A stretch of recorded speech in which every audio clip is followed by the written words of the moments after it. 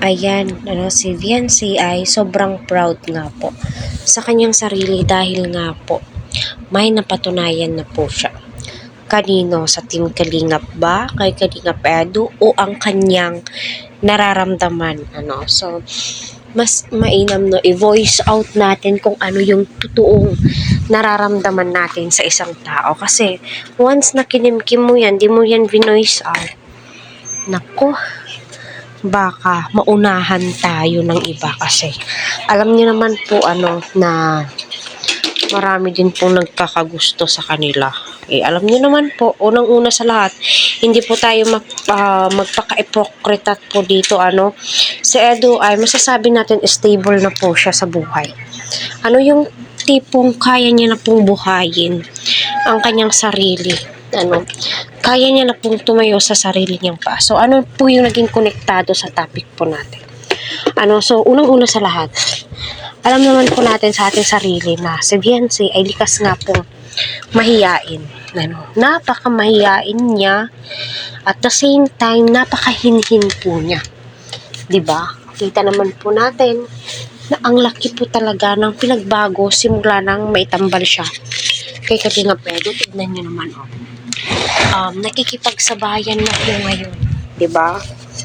At bilang viewers, nakaka-proud po kaya. Nakaka-proud po na mapanood si Viancy na ganyan na po siya. Kasi unang-una sa lahat, kahit na nag-improve po si Viancy, ay never mo pong nakita na nagbago siya.